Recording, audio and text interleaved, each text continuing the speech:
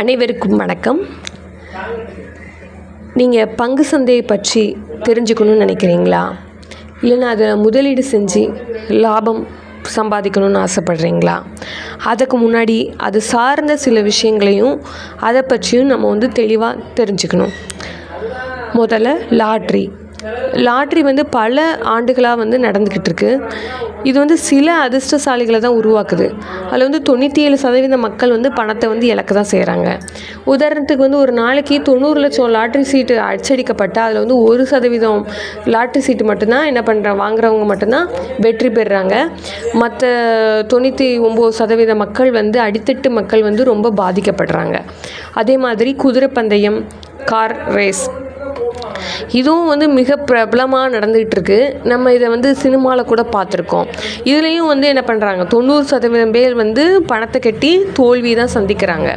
அதில் என்ன ஒரு ஆறுதல் அப்படின்னா, அடித்தட்டு மக்கள் அதை இன்னும் செய்யலை. அதுக்கடுத்தது பார்த்திங்கன்னா ரம்மி சர்க்கிள். வளர்ந்து வர்ற இந்த காலத்தில் இளைஞர்கள் முதல் முதியவர்கள் வரை நிறைய பேர் இதில் இந்த ரம்மி சர்க்கிளில் பாதிக்கப்படுறாங்க. முன்னாடி காலத்துலலாம் ஆலமரத்துக்கு அடியில் அரசுக்கு பயந்து விளையாடுவாங்க. இன்றைக்கி மிகப்பெரிய நிறுவனங்கள் வீடியோ எடுத்து அனைவரும் பார்க்கும்படி விளம்பரம் செஞ்சு விளையாடிக்கிட்டு இருக்காங்க. இதில் என்ன பண்ணுறாங்க, 90% மக்கள் நஷ்டம்தான் அடைகிறாங்க. ஐபிஎல் பெட்டிங் சும்மாவே இது பரீட்சை காலத்தில் நடத்துறதுனால மாணவர்கள் ரொம்ப பாதிக்கப்படுறாங்க. இதில் வேறு பெட்டு கட்டி விளாடுறது ரொம்ப கொடுமையாக இருக்குது. இளைஞர்கள்கிட்ட கேட்டோம் அப்படின்னா, நான் 49 ரூபா தானே, 490 தானே பெட் கட்டுறேன் அப்படின்னு சொல்கிறாங்க. இதுலேயும் நிறைய 90% பேர் என்ன பண்ணுறாங்க, பணத்தை இழக்க தான் செய்கிறாங்க.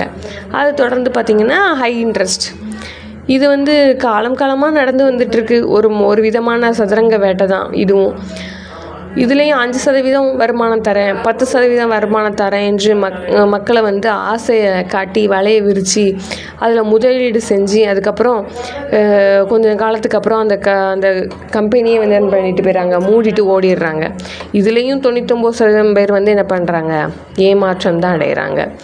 தினசரி பங்குச்சந்தையில் இது தினசரி பங்குச்சந்தை பல சர்ச்சைக்கிடையிலும் பல லட்சம் கோடி புரளக்கூடிய ஒரு தொழில். இது பகடையாட்டம் கூட சொல்லலாம்.